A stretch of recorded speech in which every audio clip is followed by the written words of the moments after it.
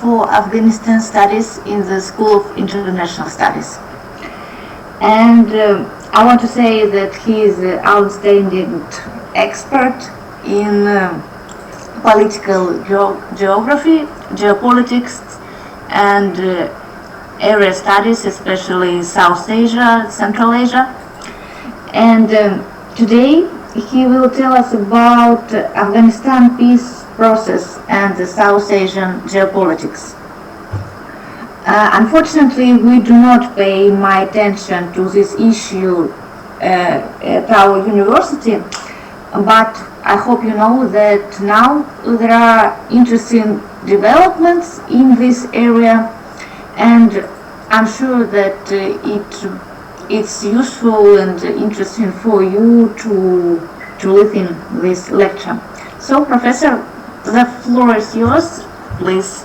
Yeah, thank you very much, Marina, and good morning to you all. I welcome you, all the students. My screen is visible. I wanted to share a PowerPoint presentation. How to do that? Should I? Can you? Because I wanted to share my presentation. You should have the demonstration of the screen. Because I'm not sure which button is that. Okay, then what I can do is that can somebody help me, because in Google Meet we have this presentation, start presentation. Can you somebody tell me how? Ребята, кто не знает, как демонстрацию экрана сделать? Просто у вас внизу есть панель, и там написано демонстрация экрана. I could not follow this. Okay. Okay, you have disabled the host, Marina. You have to enable me to share my screen. I want to share my screen, but from your side you have to enable the screen sharing, because I am getting the message that host is disabled the screen sharing.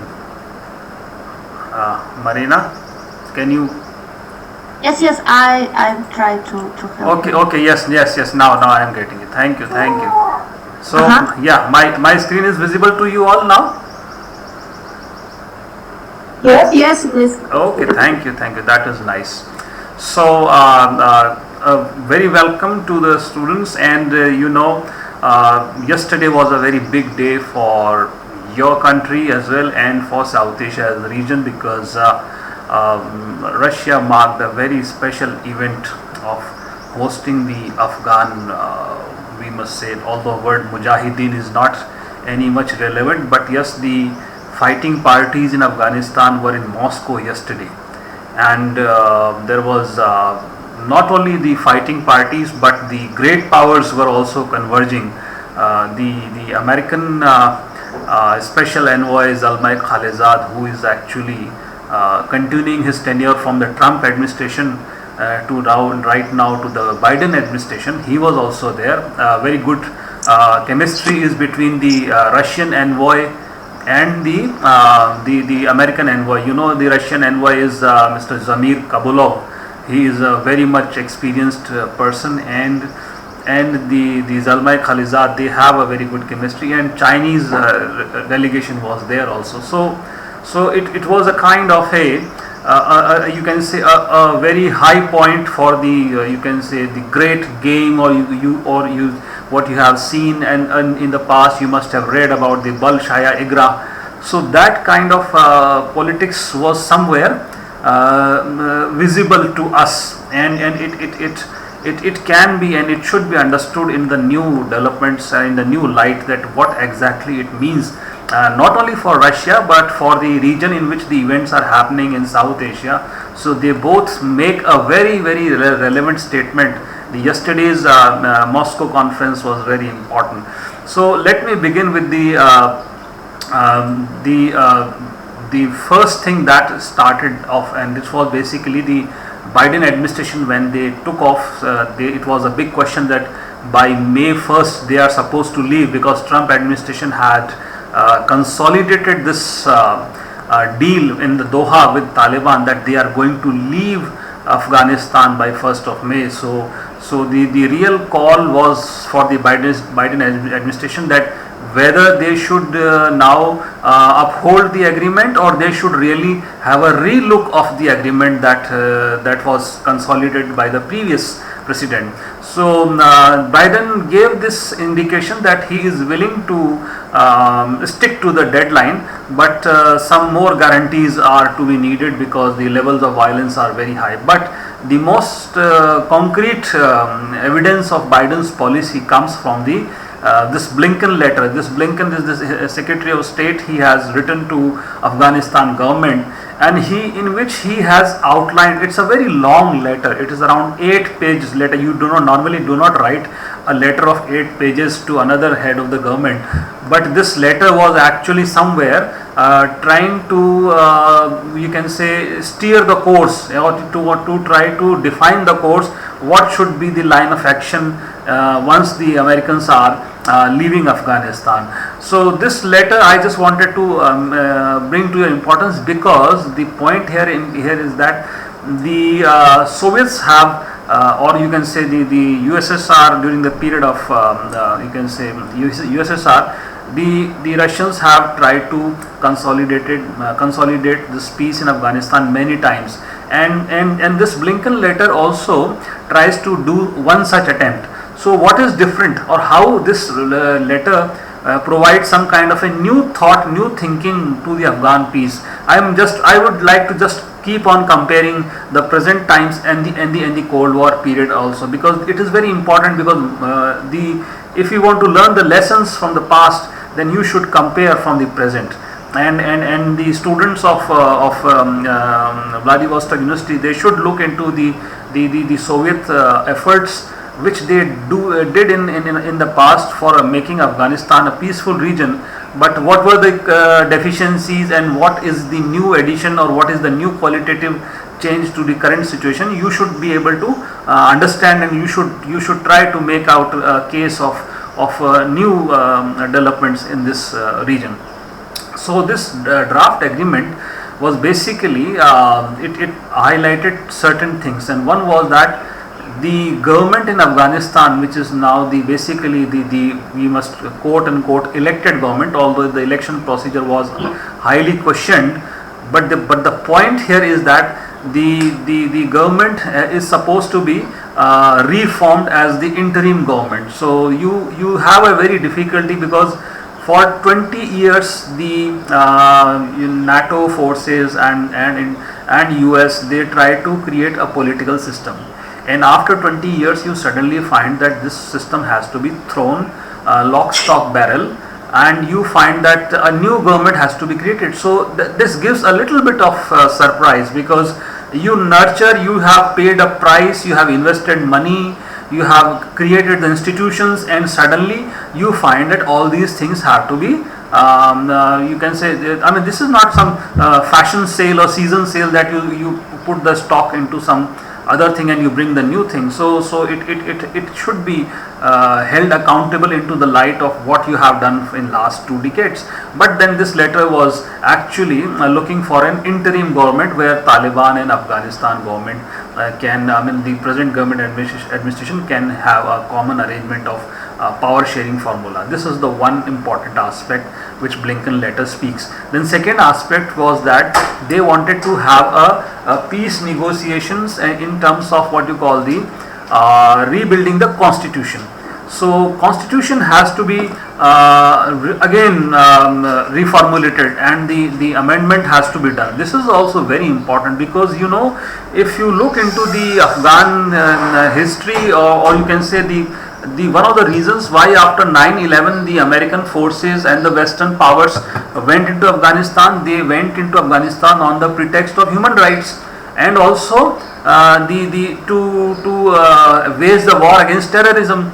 So these two were the most important, you can say the benchmarks on which the Western forces went into Afghanistan. Now, if you look into that successive outcome, then Bonn Agreement actually had a great focus on the various aspects of, you can say, human security. For example, rights of minorities, rights of women, the balance of power among various ethnic groups. All these reflected in the new Afghan constitution, which actually somewhere points to the idea that the Western forces wanted to correct the anomaly which Taliban had created in the society, and that created a human security threat, because based on those anomalies, this whole terrorism and this breeding of the terrorist groups such as Al Qaeda or ISIS comes up. So all these actually again you want to negotiate back. So this is also again a second surprise, that you went for a cause, and after that cause has been consolidated, you suddenly want to abandon the cause. So why you want to do this? This is the second aspect. And third aspect of this Blinken letter is that you want to have a peace, because the Doha agreement, which was signed in February 2020, what happened that this Doha agreement actually they actually promised that they want to bring down the sorry, there is an echo. They wanted to bring down the level of violence, but this level of violence could not come down in 1 year. In fact, the level of violence increased throughout the pandemic period. So you can understand that all these 3 points are mentioned in the Blinken letter in order to have some kind of a arrangement. Now the point here is that this is not something which is exceptional in the letter. The point here is that these priorities were well known since the time of you can say period of war in Afghanistan, when actually the Soviet forces were present. There was a Mujahideen wanted to wage a jihad because they wanted to have their own form of government. Now this is something, let us as a student of say social polity think for a moment that the ideas and institutions which the forces want today, they have remained intact, because they want an emirate, means the religious state in Afghanistan, the Taliban. They want all the public life to be governed by the religious doctrine of Sharia. So all these kind of political institutions, they have continued from the past. So what is it different that these fighting groups can come up, because they have not been able to solve the problems based on those tenets which they wanted to profess. So what new these people can deliver? So we do not see much from Taliban, but the government which has worked for last 20 years, it has tried to create some institutions such as security institution. Afghan National Security Force is now a very strong tangible force with almost around 400,000 troops, both as Afghan paramilitary and police personnel and direct military force. And besides, there have been several educational institutions which have also come up, such as universities have come up in Herat and other places. So the whole issue is that the idea is that the government has created certain institutions, and how to reconcile the continuing of the demands of the Taliban, who want to have an emirate kind of system, with the new institutions that have come up. So either you can have a very simple solution that you destroy the institutions and you build your own from the scratch. If that is not the call, then what reconciliation can take place? So these are some of the very challenging questions which even in the Moscow conference the mediators are going to face, because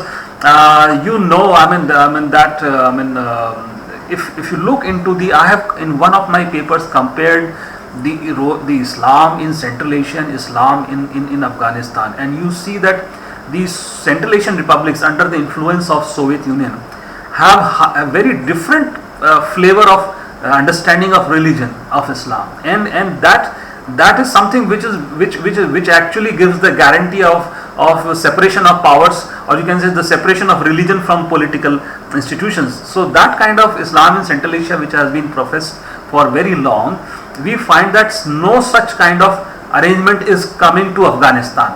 In Afghanistan, either it is going to either one side, that is entirely a religious emirate, or other side you find a government. I mean, in Afghanistan there have been communist governments as well. I mean, the Babarak Karmal and Najibullah governments, they were fairly communist in their political ideas. So in Afghan there is no balance. Often in the history we find there is a deep swing from one side to another. So the point here is that if the peace conference is being held and people want to come to some arrangement, then there should be some middle ground that has to be explored. And can Moscow conference, or you can say the interlocutors, Russia has this is the second very big responsibility which Russia has taken, because previous responsibility has come from Syria, in which Syria the Russia has been negotiating between the Assad government and the rebels, although rebel has a very different definition there in Syrian case. But the point is that to come to the middle ground is a very challenging task, and how the interlocutors in Moscow can come up, this is something which is to be keenly watched. So the problem here is that the roadmap which is being given, it's a very hasty roadmap. I mean, by 1st of May you must have some political arrangement, there should be a body of you can say executive, there should be a high council. This letter speaks of many kind of political institutions of a very small you can say patchy arrangements, which cannot, I mean, in theoretical understanding, you cannot come up with some alternate political governance within in the matter of 1 or 2 months. The institutionalization of political bodies take time.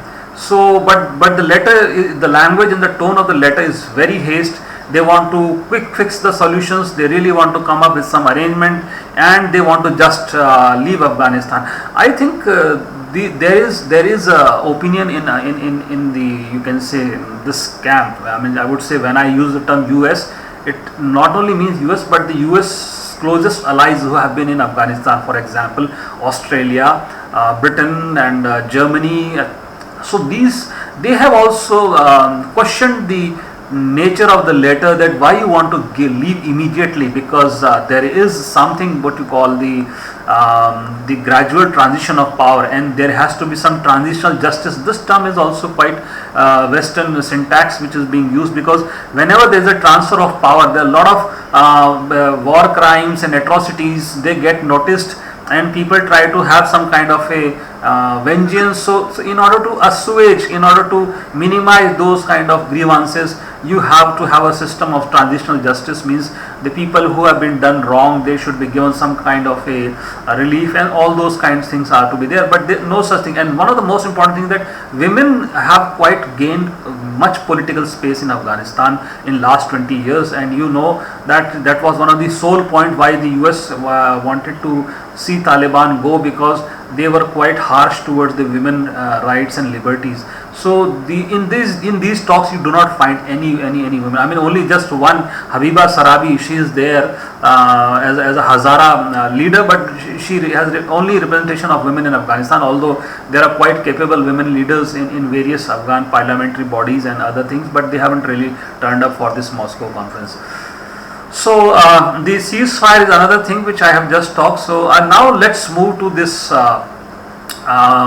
this impact of this peace process. The thing is that for the first time we are seeing that the two great powers are actually cooperating. The Russia and United States are really cooperating I mean, this is important, because when you understand the last 10 years of track record of cooperation in Syria, there has been practically no successful cooperation between Russia and US. Although yesterday I read the statement of Russian Defense Minister Sergei Shoigu. He says that Russian and the American forces are quite in touch with each other in Syria. That's a good thing, but the point is that we find that so far as the peace process is concerned, this is one example, because you know there are three big theaters of great power confrontation. One is the Middle East, where you find in Syria. Second, maybe we can consider Afghanistan as an important area, and third is your very close you can say neighbor, that is North Korea theater. So you find that great powers are actually, I mean, Russia and United States are actually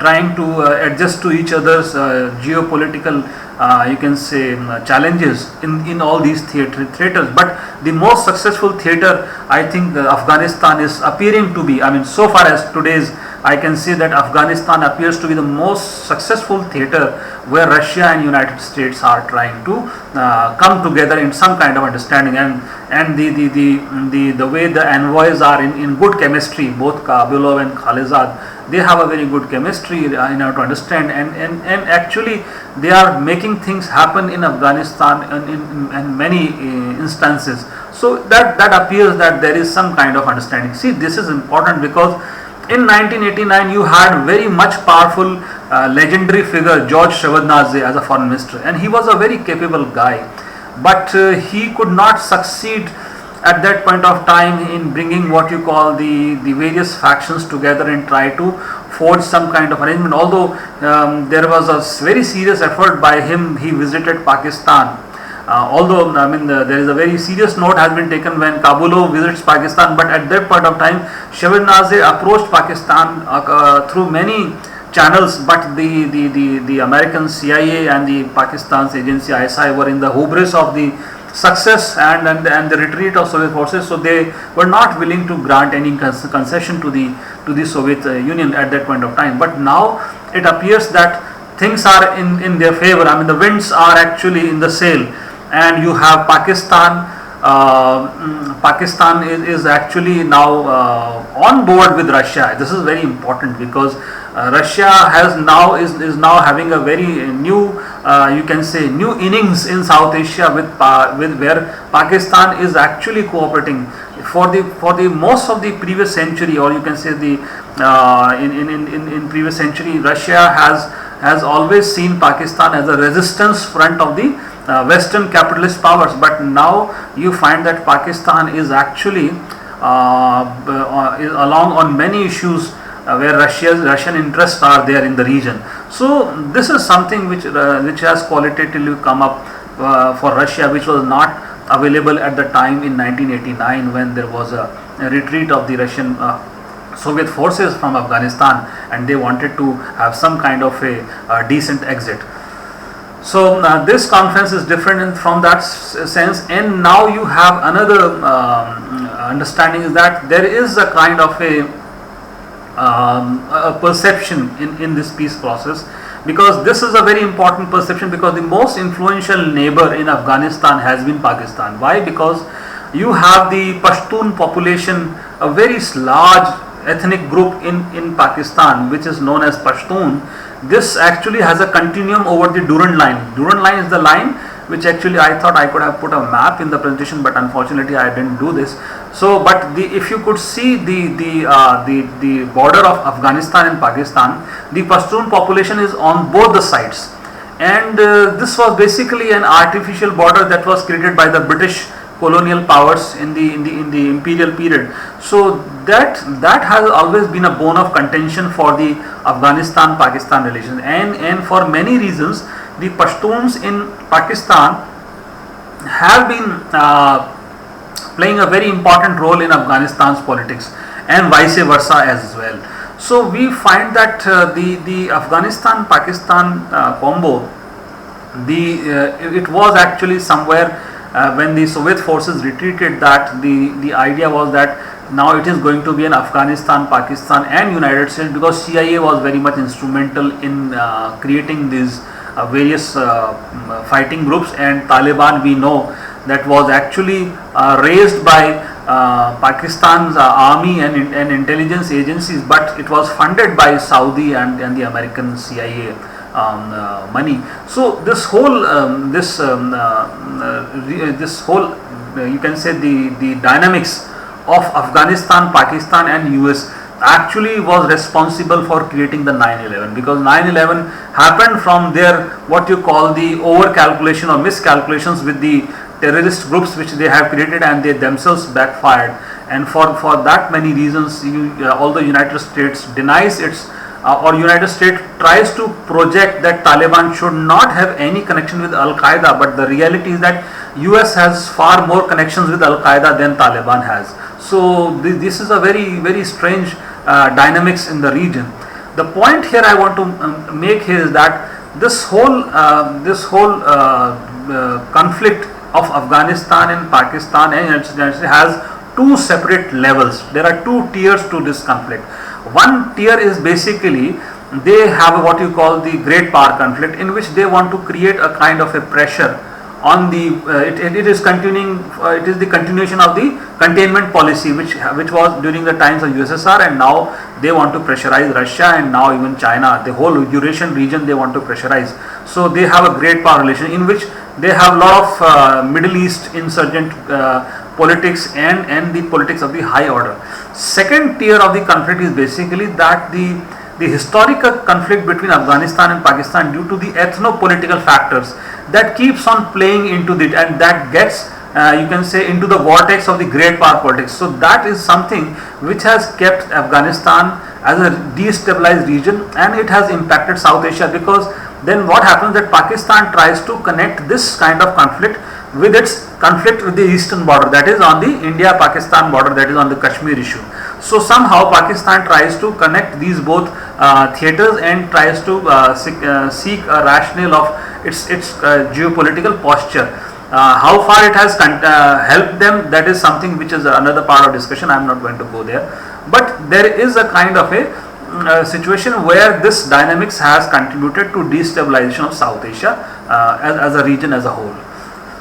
So let's compare, because I am actually raising this discussion from the light of the Moscow conference which happened yesterday. So let's compare it with the previous experiences, and you had what you call the very able foreign minister Andrei Gromyko, and he actually clearly speculated that in order to have a successful peace agreement you need Pakistan on board and Iran on board. So this is a very clear cut priority which Russia has demonstrated even in the yesterday's Moscow conference. They have brought Pakistan, although they also invited Iran, but Iran did not turn up.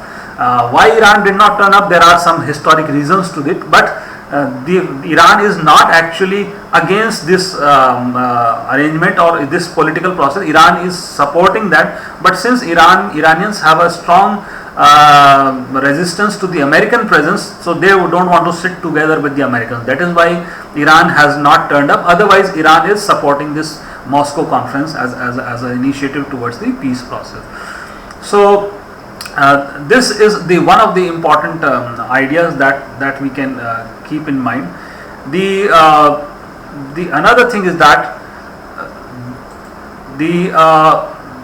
there is something what you call the involvement of the third parties that has become very important in Afghanistan conflict. The problem is that the fighting groups, such as in the Soviet time there were Mujahideens, now this is Taliban. They have not come to any agreement, and even Pakistan, though it has a very strong influence, they signed 2 accords of Islamabad and Peshawar accords, but they were not really successful. So I am trying to compare a scenario somewhere where the George Shevardnadze was actually trying to secure a deal with the Pakistani Prime Minister, then Prime Minister Benazir Bhutto, but he could not secure in 1989. And how the present the envoy Zamir Kabulov's situation is there in comparison to that situation. So one of the important aspect here is that, see, in 1989 what happened, that Soviet Unions were fully backing Najibullah, the Afghan president. Right now Russians have no specific preference for any kind of political group, such as Ghani government or Taliban. Yes, the Soviet Russians have been very much favorable towards the Taliban's political space, but they haven't really put all balls into the one basket, and they are actually trying to ask for an interim government, nor they are actually Russians have supported the Taliban model of political culture which was in 1990s and 96. So, but the point here is that yes, Russia has a very favorable understanding with Taliban, which was totally absent with the Mujahideens of the 1989. So Shevardnadze and Kabulov, this is one difference there. The second difference that I see here is that there has been a very positive chemistry which has evolved between Pakistan and Russia in order to support the Afghan peace process, which was totally Shevardnadze tried many times to bring Pakistan on board for the Afghan interim government, because at that time also Najibullah was willing to give up the power in favor of an interim government, but then the Pakistani government was not really willing. The ISI and Pakistan army were not really convinced by that idea, and they just wanted to attack and throw away the government. That's why, you know, in 1991 they staged the Jalalabad attack, but which was, they were actually seriously defeated by the Najibullah army. The Afghan army was still powerful at that point of time. So the point here is that there is a very drastic change of attitude in Pakistan towards the Afghan peace process, where the Russia and Pakistan are able to cooperate in this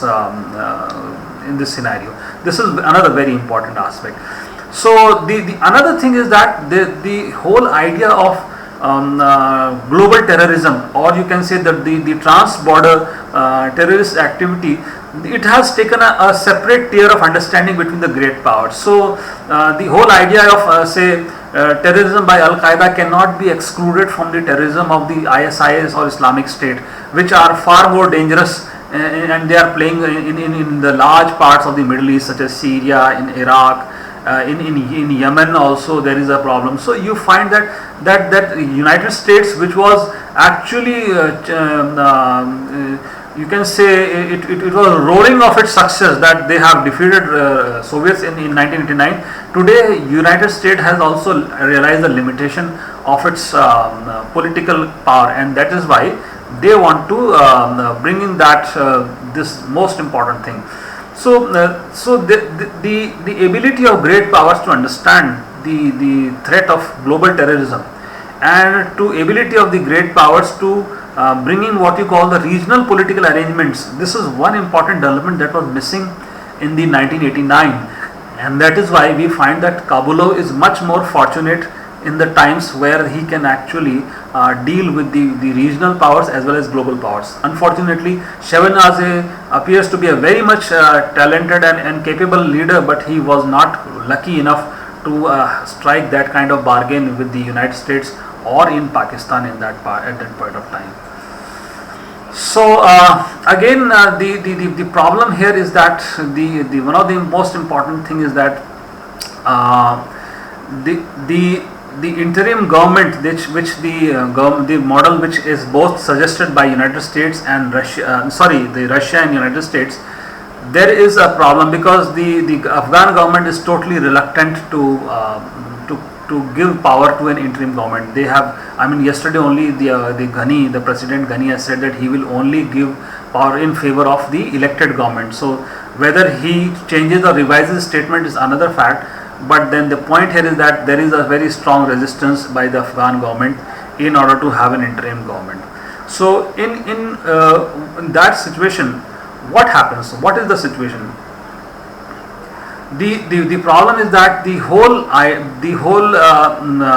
Taliban fighting machine, which is basically located in Pakistan, they will keep on coming in Afghanistan and try to do the damage.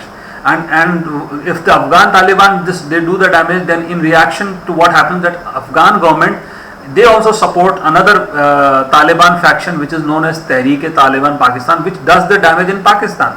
So there is a kind of a cross-border feeding of the terrorism by Afghanistan and Pakistan. So the problem here is that this conflict in Afghanistan, this keeps on a kind of a spiraling cycle, where from one country is supporting the militants of the another country, and the peace becomes a very difficult situation. So the interim government appears to be the one solution, but the point here is that can interim government do away with the gains of past 20 years? That is one of the biggest questions, because the problem here is that in Pakistan, what is happening is that in Pakistan, the Pashtun areas, they have no actually as such a formal system of education.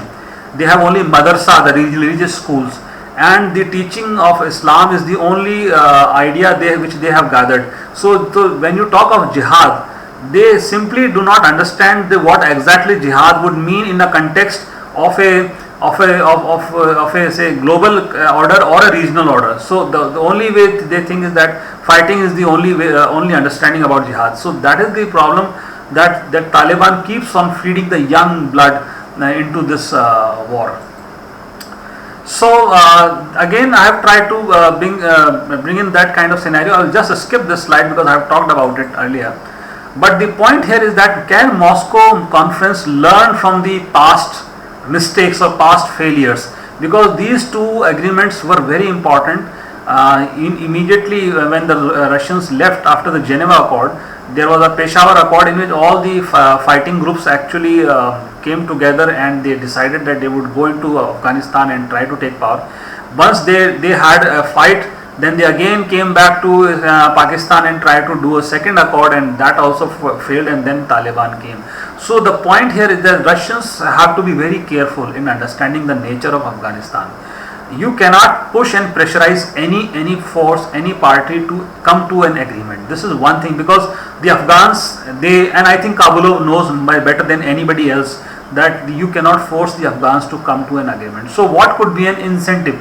What you should offer a kind of a incentive in order to come to together. So there are certain, you can say, either political concessions in the system, or second, my understanding is there has to be some territorial concessions, because one of the ideas has been that when Taliban wanted to have some kind of peace deal at the time when President Hamid Karzai was president, there was American idea that let us give some provinces which are adjoining to Pakistan, such as the Herat, Kandahar, Zabul, Uruzgan, Paktika, Khost, to Taliban, and they can have certain kind of political autonomy in those territories which are adjoining Pakistan, and maybe some kind of arrangement can be arrived. But then Hamid Karzai was very strongly against that kind of political arrangement, and that is why any territorial concessions to Taliban was not possible. But now I am visualizing, because there has been a historic failures, Moscow conference should keep into mind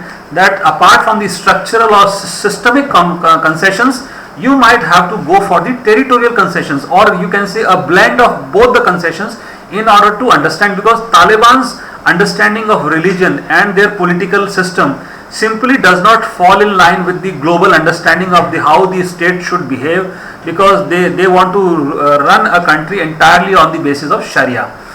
So this is one of the important. Second is that one of my own understanding is that federalism is a very important tool of division of powers between various political units, and there is some kind of, because in Afghanistan ethnicity is a very important aspect. We believe that there is a possibility of some kind of a ethno-federalist structure which can come up. And in fact, at the time of the Soviets in the USSR, this somewhere the Soviet constitution also adhered to this principle, where the ethnicities and their national recognition, although there is a criticism about that, but I believe that in Afghanistan's case there is a very strong chance of implementing the ethno-federal divisions of power, where Taliban, because Taliban is essentially a Pashtun force, they are largely consisting of the Pashtun ethnic people, and especially most of them are Galzai Pashtuns, that they can really be given certain geographical territorial share where they can have a political autonomous unit quite close to Pakistan. This is one of my ideas in terms of, you can say, having a new innovation in the political structure in Pakistan. So I will just one last line is that despite various political arrangements in the history, the Afghan peace has not been consolidated. One of the reasons is that Afghanistan is a very poor country. There has been no sources of economic life in that nation. That's why resorting to the arms has been very quick, because Mujahideen can always be paid money, and they are willing to fight for very low cost. So if this new development, because China at that point of 1989 simply was not in power of you can say reckoning. Now China has emerged a very strong economic power, so China can do a financial backing to these Afghan peace accords, and there is a very strong chance, because China is also having a very strong understanding with Russia and Pakistan. So there is a chance that Afghan peace can consolidate, where China can provide certain financial leverages in order to hold the Afghans themselves together, such as economic changes. Although they had purchased the Mes Ainak mines, but they have not really started working on that. It was one of the world's biggest copper mine project, roughly amounting to $4 billion. but that hasn't really taken up pace. So there are challenges to it, but we believe that there is a possibility where China can really contribute to the stability of Afghanistan in financial terms. So this is the CPC and this all linking projects and Belt and Road, the model which I have mentioned. Perhaps you can have a reading on that. I'm not going to speak because I have spoken on almost 40 minutes. So I'll just leave here, and perhaps I'll welcome the questions, those who actually are interested. So I thank you, Marina, for letting me speak and in this presenting my ideas. Hey, Andrew, thank you very much for your lecture. I'm sure that you guys got a lot of new things about this complex issue, and I think it's time for questions. And if you don't mind, I'll get started. Sure. And my question is about Uzbekistan policy. As we know, Uzbekistan is trying to regain its former activity in regional politics. Yes, And yes. earlier Tashkent hosted conference on Afghanistan, and in July this year international conference will be held to strengthen connectivity between Central and South Asia, and Afghanistan will be involved in this process. And according to Uzbek authorities, it will allow to solve some tasks. It's to strengthen economic cooperation and to involve Afghanistan into global economic and regional ties and promote peace and stability in the region. So, Ambrish, how do you estimate these initiatives, and can they bring any results? My understanding here, Marina, is that Uzbekistan is a very important country so far as Afghanistan's peace process is concerned. Uzbekistan's contribution has been quite early. I mean, as early as when in 1999 they had first conference on what you call the 6+2, where the Afghan neighbors and the two great powers, they were actually invited in order to have a common approach towards the Afghan conflict.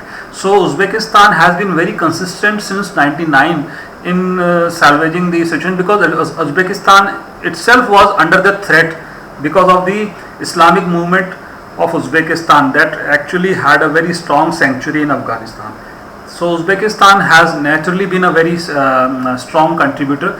The second phase of Uzbekistan's contribution emerged when the economic incentives were materialized, especially with North Afghanistan. You must have seen that there has been the bridges have been built, the new road connectivities across the Amu Darya river that has been consolidated, and now the railway lines are coming up with the help of this China's Belt and Road.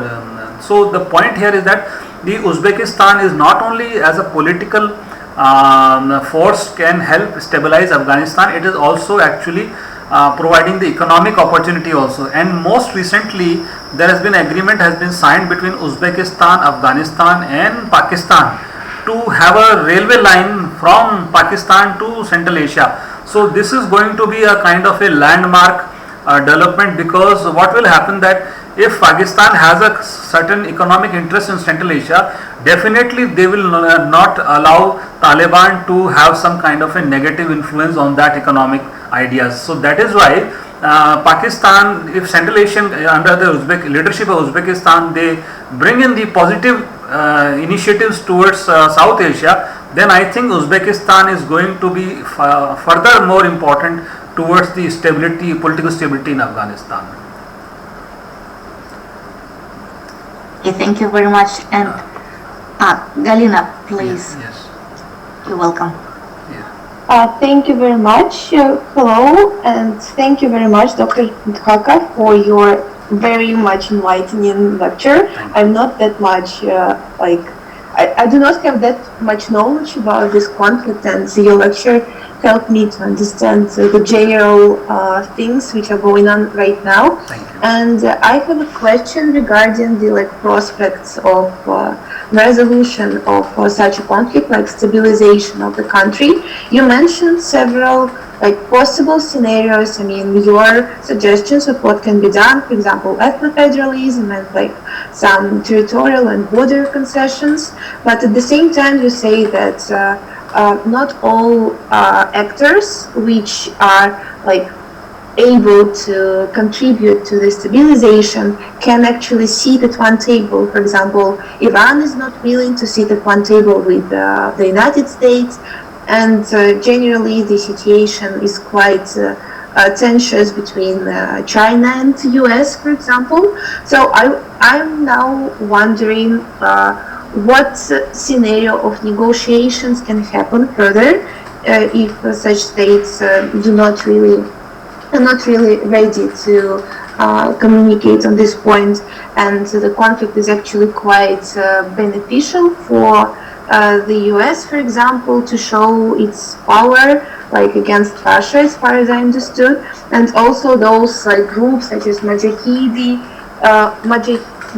and the Taliban. So can it be like Astana process, for example, when we sit with those groups and all the major powers and discuss it all together, or something like that has happened before, or there's going to be some like another form of negotiations in the future? So what shall we wait for?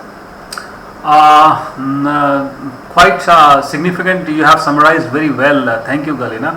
I would like to only just point to only two things, because right now, even yesterday the conference has happened. There has been no actually concrete proposal that has come out from it. It was only just the Foreign Minister Lavrov, he just said that we want to provide you a platform so that you can frankly discuss your problems, all the Afghan parties, and come to some understanding. So, but that facilitation of peace process is one part, but to go for the concrete steps is a very important part. This cannot be ignored. So you need to take this next concrete steps. Now usually these kind of steps are discussed in the background. You do not have the open conferences for discussing the concrete sharing of power, what could be the military. But let me tell you what has been in the history the point of failures, because we can learn from the point of failures. What happened that in 1992, when the Afghan Mujahideen took power, they themselves fought on the position of the defense minister, that who is going to the defense minister. Now during the times of Najibullah, General Rashid Dostum was the defense minister. He is an Uzbek military commander, and perhaps one of the longest you can say experienced Mujahideen of the Afghan conflict. But then after that, the Ahmad Shah Massoud, he finally became the defense minister and in the Mujahideen government, and he was challenged by the Hikmatyar and the Pashtun. So you find that in Afghanistan there is such a heightened environment of insecurity that the ethnic groups want to capture the Ministry of Defense in order to safeguard their interests. Now if you go by that experience, then I think the only way is that if the America and Russia and China cooperate to provide the security guarantees to these groups, just as they themselves are actually under the, there is a trust deficit between the Russia and United States because of the INF treaty, which has been Americans have not really renewed. There's been just a renewal for a few months, but the whole idea of cooperation, which started in 1989 when President Reagan and President Gorbachev consolidated on various agreements. So the great power mistrust is the weakness where they really cannot provide the trust to the competing ethnic groups. So there has to be, at the two levels, the trust has to come up. The United States and Russia and China have to come up certain with minimum benchmark of the trust in order to have a successful partnership in the Afghanistan. There may be some differences on the global other arenas, but if they really want to consolidate something or achieve something, then a minimum trust has to be there. And I think there is some indication that there is a possibility of attainment of that benchmark in Afghanistan case. I am not talking about North Korea or Syria, but in Afghanistan there appears to be some benchmark, because America is very much geopolitically limited in that part of the world, unlike in North Korea and Syria where they have a maritime connection. In Afghanistan it's a landlocked country, and Americans are really finding it difficult to maintain that geopolitical hold. I think I am done. Yeah, thank you. Will there be any more questions? Yes, Vsevolod. Vsevolod, you're welcome. Yeah, thank you very much. Thank you, Professor, for the lecture. Unfortunately, I have skipped the first 5 minutes of the lecture because I had some problems with the Zoom conference, but still, maybe you have mentioned this part, but I still would like to ask the question. So you were talking about the Russia-US relationship in the context of Afghanistan, and you mentioned that there's like a good tendency that there's room for cooperation there for the two countries. Yes. But recently I have heard of the fact that there are accusations from the American side that Russia is supposedly financing the Taliban group to kill the American soldiers. So I was wondering if this piece of news somehow being discussed in the Indian media, and if so, how would you personally comment it as as an expert? Thank you. Yeah, I deliberately omitted the Indian space in my lecture. There are reasons for that, but let me concentrate only what the great power accusations, because the accusations are not stopping. Even up till yesterday, we find that if the leaders at the highest level, the presidents have really remarked against each other. So the point here, what I want to say is that there is what you call the media narrative, and media narrative is very important, no doubt. But then the point is that media narrative cannot really drive the concrete geopolitical requirements or realities. So what I want to suggest is that there is a kind of a media narrative which is where both United States and Russia can trade the barbs against each other, but there is a impending geopolitical cost which both the parties want to avoid. For example, United States would not want again to go back with another, say, 30,000 troops in Afghanistan. They simply have no steam left to really push into Afghanistan with again that kind of you can say energy. Similarly, the Russia also knows that if there is a leverage in that case, then the United States can be dealt on other forum as well. For example, on the Eastern European front or in Syrian front. So the point here is that yes, there are different scales of geopolitical realities. There is one regional scale, then there are global scale, but I think there is a connection between them, and we can only see that yes, media narratives sometimes get worse, but the point is that geopolitical reality is something which we should count upon as the students of IR, that how they are actually transforming the relationship between the current countries. Though I believe that we should not ignore the narratives, but definitely they should be seen in relationship with the realities. That's what I want to say.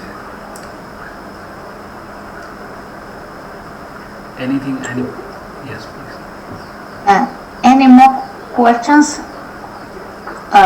They may not relate to the topic of the lecture, if you wish.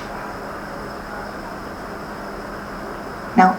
Maybe something about the farmers' protest in India?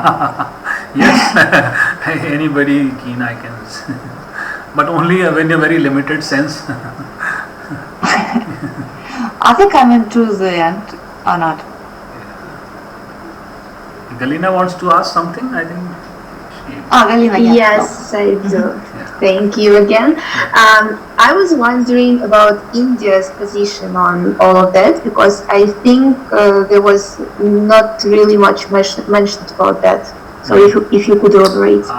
Yeah, actually I deliberately did not discuss because there are limitations to my speaking on this area.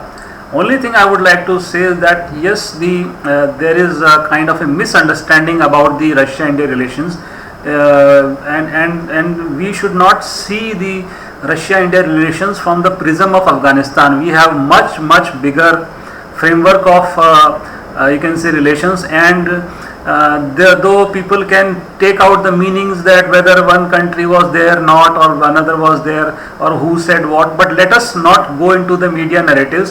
Again, I would say that our relationship is on a very, very large framework, and Afghanistan is a problem which is not going to be solved overnight in one or two conferences. We know it needs a sustained effort, and India is always present in Afghanistan. It does not, I mean, the point is that entire approach of understanding Russia-India relations from this, what has from the Moscow, in the light of Moscow conference, I do not subscribe to those media narratives, and I believe that India and Russia have much more to cooperate on Afghanistan in coming years, and perhaps there is already a cooperation there. It may not come into the public eye, but yes, there is definitely a very solid understanding about these in between the countries. Thank you very much. Yeah, thank you. Any more questions? No?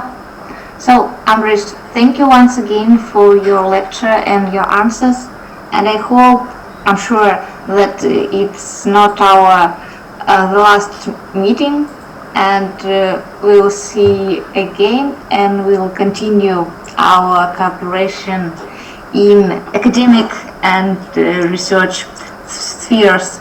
Thank you very much. Thank you, and I thank all the students and the organizers for this. Thank you. Have a nice day and goodbye. Thank you. Goodbye. До свидания. До свидания.